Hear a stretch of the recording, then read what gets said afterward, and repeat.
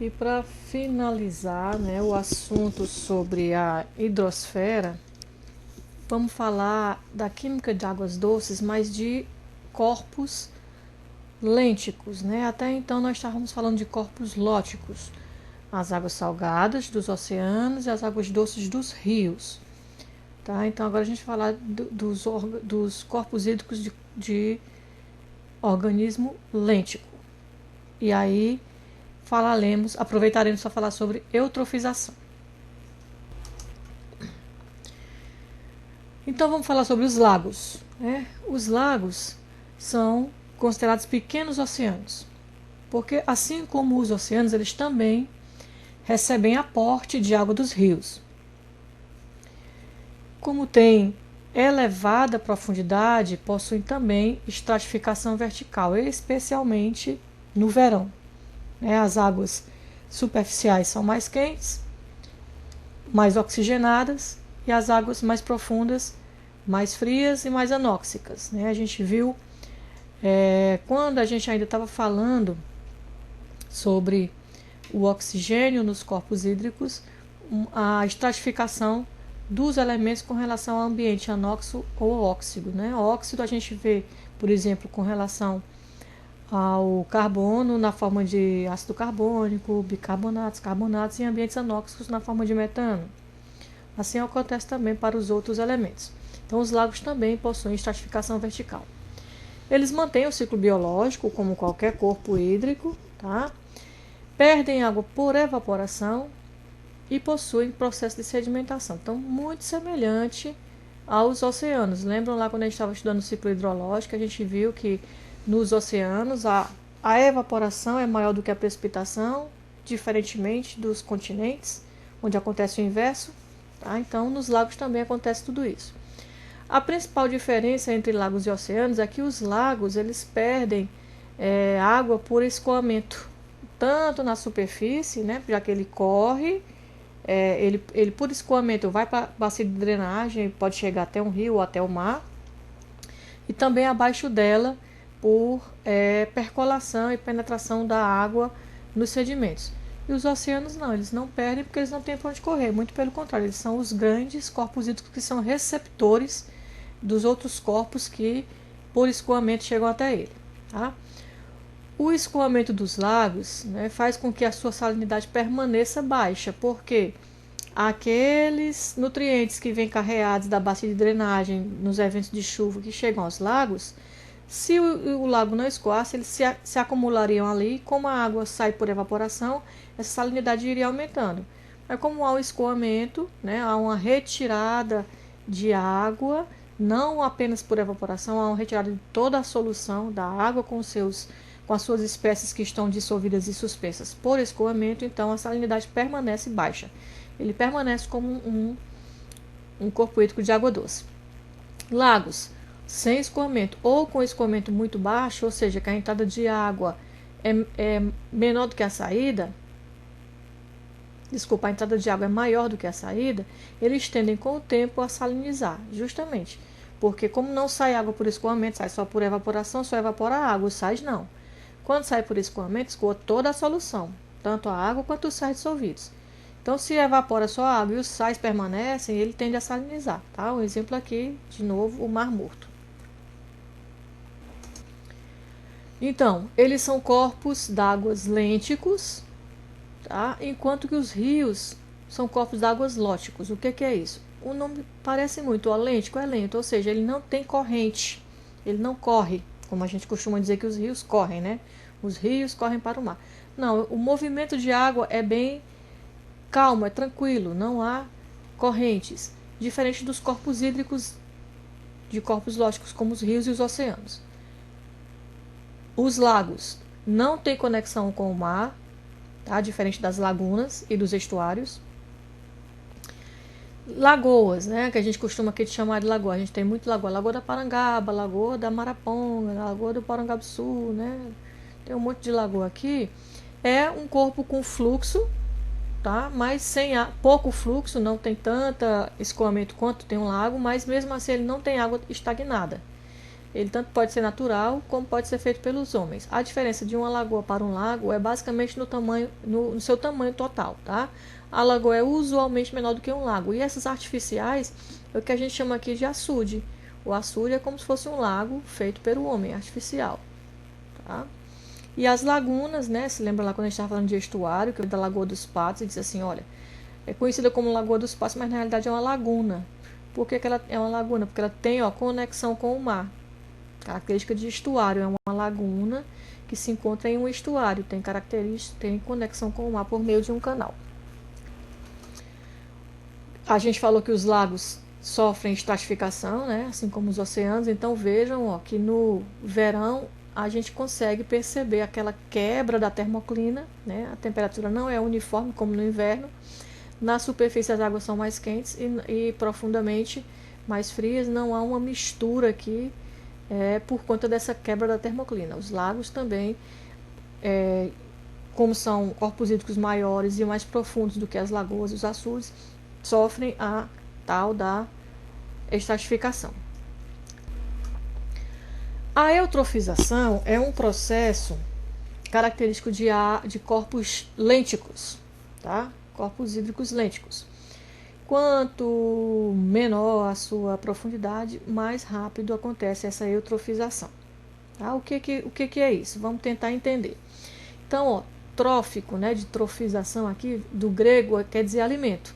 E eu quer dizer bem. Então, um local eutrofizado é aquele que é bem alimentado, ou seja, tem grande quantidade de alimento. Alimento aqui, leiamos nutrientes, porque são aqueles que vão permitir a produtividade primária, tá? Parece que é uma coisa boa, né? Bem alimentado. Quando a gente fala esse bem aqui, é um excesso. Excesso nunca é bom, tá? A gente vai entender todo o processo daqui a pouco. Um lago ou um açude, uma lagoa eutrófica, né? Ele está bem alimentado, ele está enriquecido com nutrientes. Oligotrófico, oligo é mal, é pobre, é pouco, né? Ele está pobre em nutrientes. Mesotrófico, tá? Ele está intermediário, já não é mais oligotrófico, mas ainda não é eutrófico. E o hipereutrófico é aquele que já está em estágio avançadíssimo de eutrofização. A eutrofização ela é um processo natural e é basicamente o processo de envelhecimento de um lago, porque mesmo ele tendo aquele escoamento, há um enriquecimento ao longo do tempo, porque também ele perde por escoamento, mas também perde água por evaporação. Então, de qualquer forma, há um enriquecimento dos nutrientes e dos sais dissolvidos ali ao longo do tempo. Só que esse processo natural ele é um processo que demora centenas de anos para acontecer. Porém, as nossas ações, né, as ações antrópicas, né, contribuem muito para a tal da eutrofização artificial, né, cultural ou antrópica, que aí é sim a mesma coisa do envelhecimento, só que é um envelhecimento precoce. Ao invés de demorar centenas de anos, pode acontecer em poucas dezenas de anos. E o envelhecimento, como em qualquer coisa viva do planeta, né, o envelhecimento ele é o caminho para a morte. Então é a morte de um corpo hídrico no final das contas, tá? A origem dos nutrientes vem da bacia de drenagem, né, deposição úmida, deposição seca, lixiviamento da bacia de drenagem. Artificialmente ou entropicamente, vem dos efluentes domésticos e industriais, dos dejetos de atividades agrícolas e pecuárias, que são levados, em última instância, pelo mau uso e ocupação do solo e pelo despejo inadequado de dejetos nos corpos hídricos. Então, vão para os corpos hídricos, chegando nos corpos hídricos lênticos, acabam acelerando o processo de eutrofização. Então, como é que é esse processo de eutrofização? O natural ele é lento e contínuo, né? E aí a gente já falou, resulta do aporte de nutrientes trazidos pelas chuvas, principalmente pela lixiviação da bacia de drenagem, tá? Uma pequena concentração de nutrientes significa uma pequena produção de matéria orgânica por produtividade primária. Aparentemente isso não é legal, mas para um corpo lêntico, né, onde a água está ali relativamente parada, não há escoamento muito forte como nos rios, a produtividade primária ser muito elevada não é uma coisa boa. A gente vai já entender por quê, tá? Se eu tiver muito nutrientes, o enriquecimento, que seria a eutrofização, vai aumentar essa produção de matéria orgânica por fotossíntese. Então, aquele lago que inicialmente era límpido, como eu aumento essa produção e é um corpo hídrico fechado, né, limitado, esse pessoal aqui, ó, vai fazer com que aumente a pressão dos consumidores, aumente a reprodução. Eles não têm para onde correr, então com o tempo eles vão morrendo, né? Não só as células vegetais que não foram consumidas, que vão depositando, como a gente viu lá no estuário, como os produtores e os consumidores, com o tempo vão morrendo, vão aumentando a quantidade de matéria orgânica e ela não vai sendo reutilizada porque os processos aqui acontecem em velocidade menor. E ela vai se depositando no fundo. Quando ela vai se depositando no fundo, ele vai ficando cada vez mais raso. Tá? E, além disso, vai sendo consumido o oxigênio da água, da coluna d'água, o oxigênio dissolvido, para oxidar essa matéria orgânica. Então, com o tempo, como tem muito nutriente lá na coluna d'água, né, num ambiente eutrofizado, há o surgimento de macrófitas aquáticas, que são aquelas plantas que ficam flutuando, né, só as raízes ficam dentro da água e elas flutuam. Elas, apesar de fazerem fotossíntese, como a sua parte verde está fora da água, o oxigênio gerado vai para a atmosfera e não para dentro do lago, e elas vão se depositando na superfície e fechando, né, cobrindo a superfície do lago, impedindo a penetração de luz.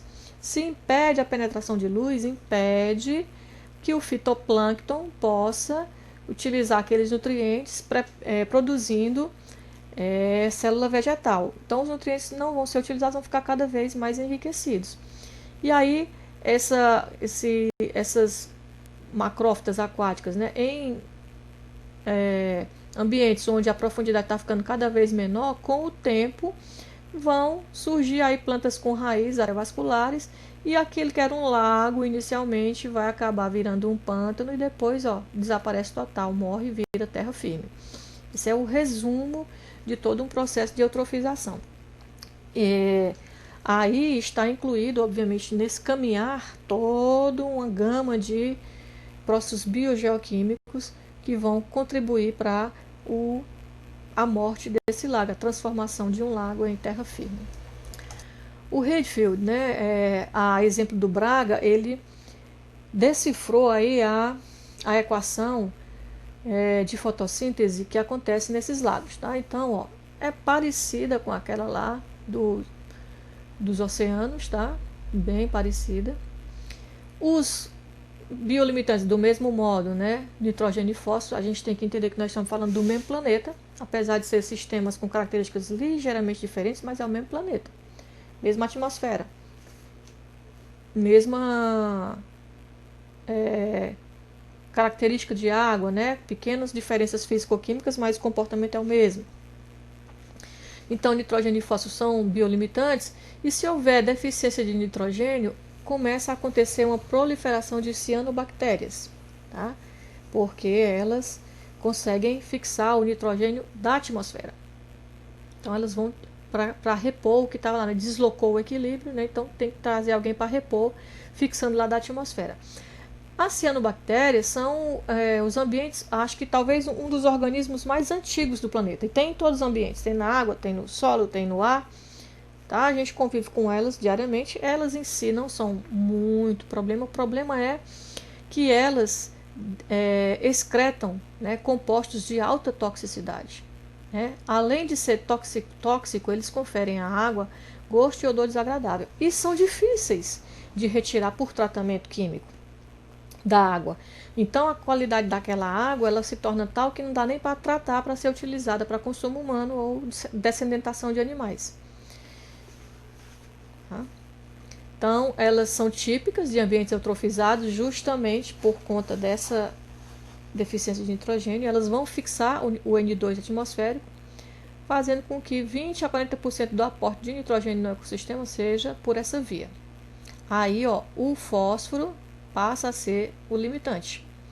Quando a gente tem esse excesso de nutrientes, né, ou seja, há uma grande inicialmente produtividade dessa reação, aí vai haver um aumento do plâncton que está em suspensão, cobre toda a superfície do lago, porque ele está em suspensão, diminui a penetração de luz e todo o sistema, aquele sistema que a gente viu de remoção de nutrientes, por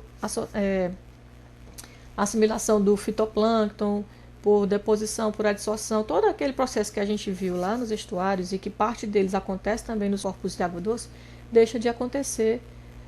Primeiro fato, por essa penetração de luz que é impedida pela criação de plâncton em suspensão. Então, ó, como é que um lago sai de oligotrófico e chega até eutrófico, né? Então, tá aqui ele oligotrófico, tá aqui eutrófico. Olha a diferença de profundidade. Uma das características é isso, assoreamento do corpo hídrico, né? Vai diminuindo a sua profundidade. Então, ó, um aumento na concentração de nutrientes, né? A gente viu que eutrófico é aquele bem alimentado, então tá recebendo nutriente. Faz com que haja o crescimento de algas, e faz, obviamente, com que haja um crescimento na concentração de oxigênio, já que essas algas fazem produtividade primária e liberam oxigênio, até 50% da sua saturação. Inicialmente parece uma coisa boa, né? Tá cheio de oxigênio na água, beleza, né?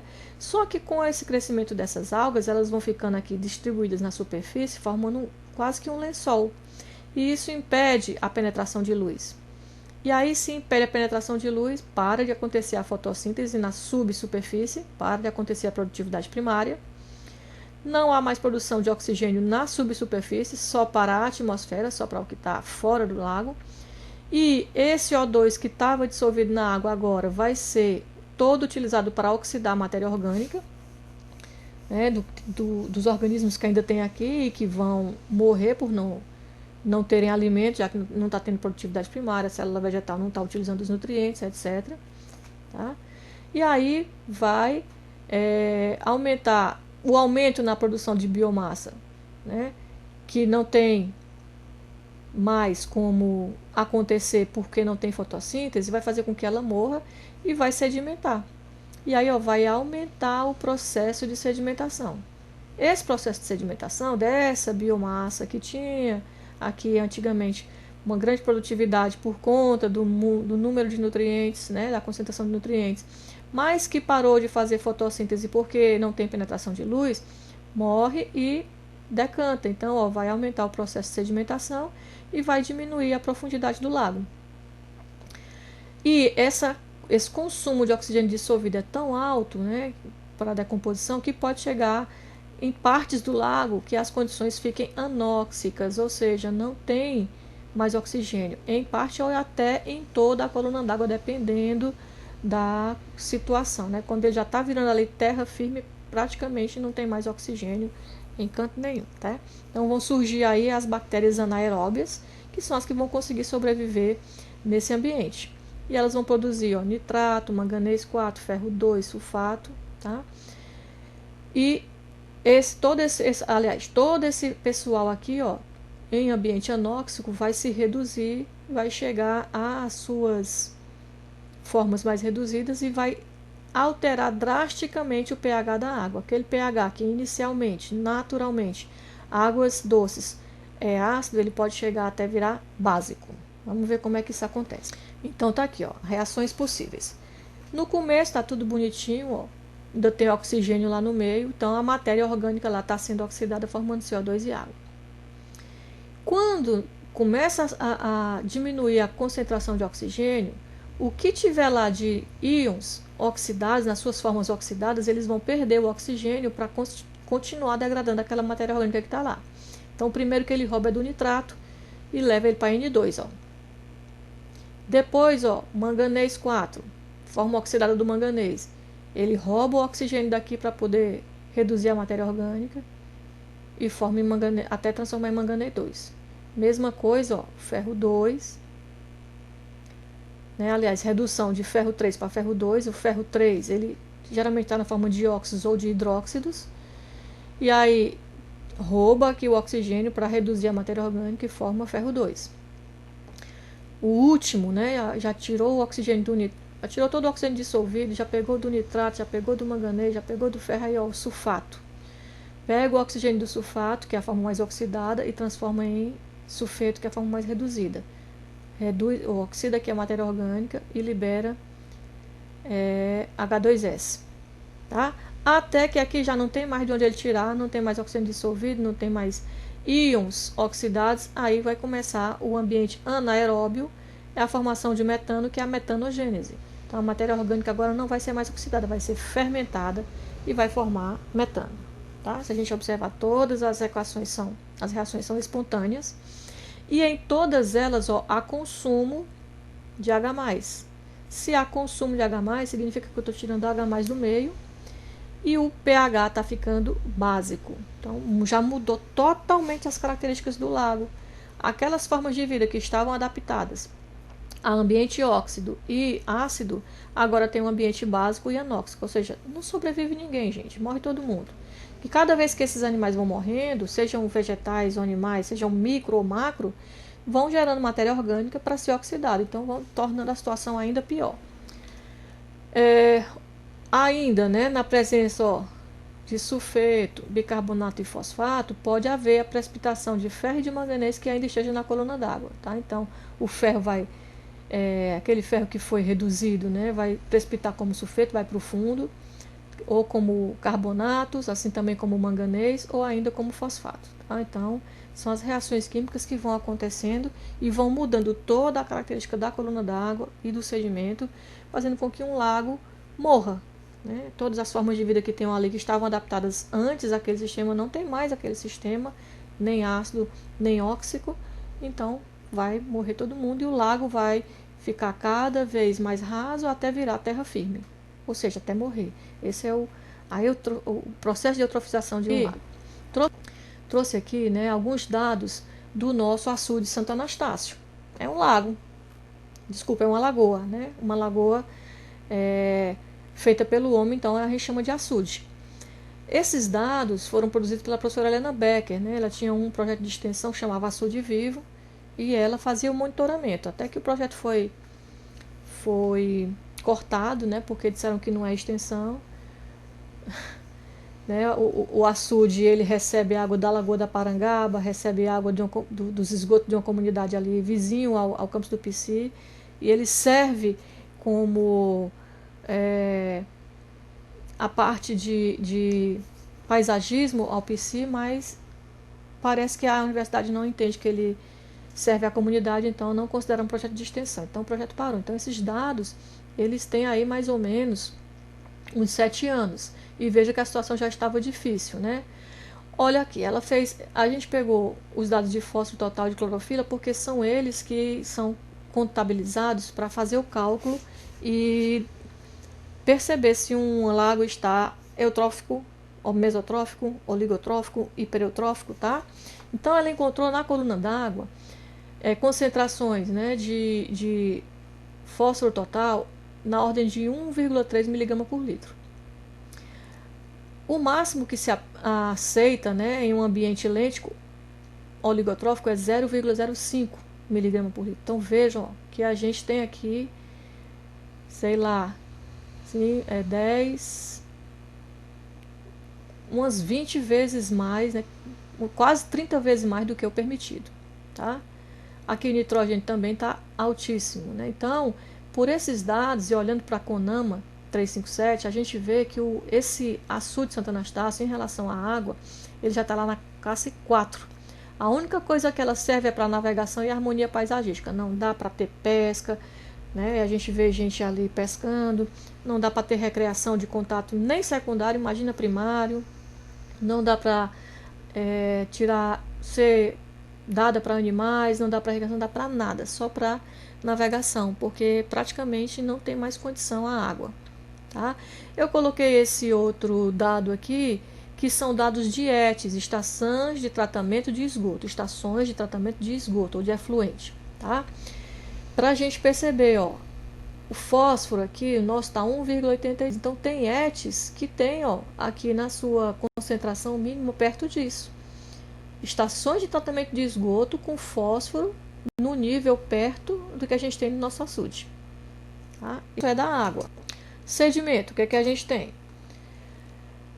Também dados da professora Helena Becker, do mesmo projeto de extensão. Então, no sedimento, ela fez alguns metais em sedimento, além de fósforo total, tá? E aí fez as suas especiações, inorgânico, orgânico e carbono orgânico. Eu comparei, né, esses dados aqui de fósforo com algumas estações de tratamento, né, do sedimento de algumas estações de tratamento, do lodo ativo, que aqui ninguém se chama sedimento, se chama lodo ativo. Então a gente tem, ó, ela fez 4 pontos de análise lá no açude, né, no sedimento do açude de Santo Anastácio, e a gente encontrou aqui da ordem de 12 miligramas, 124 mil miligramas por litro. Aqui é gramas por litro, então a gente, né, divide aqui por 1000, daria 124, mas olha o que é que a gente tem aqui, ó. Ponto 1, 124, dividido por 1000, tá? Ponto 2, 129, ponto 3, 100, ponto 4, 57. E a gente tem aqui, ó, no lodo ativo de estações de tratamento de esgoto, 28, né, que seria mais ou menos, ó, até o ponto 4, que é o que está melhorzinho, está maior do que o lodo ativo das estações de tratamento de esgoto. Em termos de metal pesado, né, porque que são também alguns indícios de poluição antrópica, a gente tem, ó, no ponto 1, miligramas por litro, aqui miligramas por quilo, basicamente a mesma coisa, tá?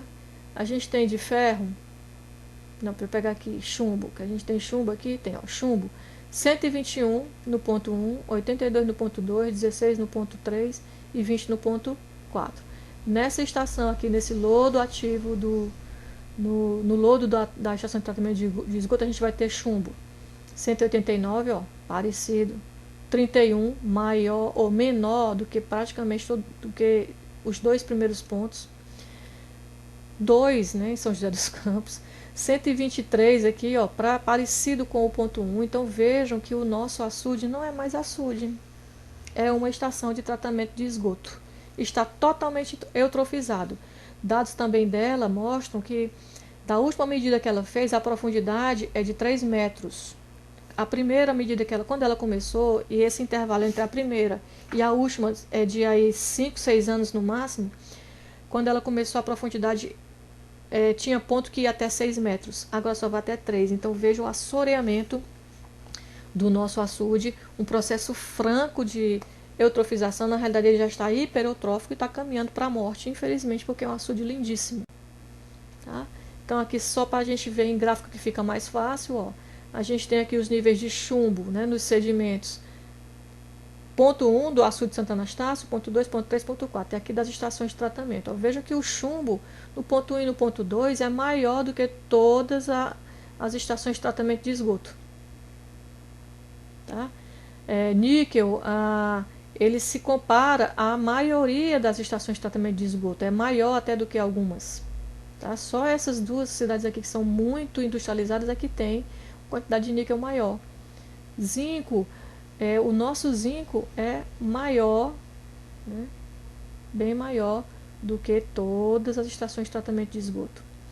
Então vejam, né, o chumbo, ó, ele só perde para essas duas, né, praticamente maior do que as outras, praticamente igual a essa de Belém, tá?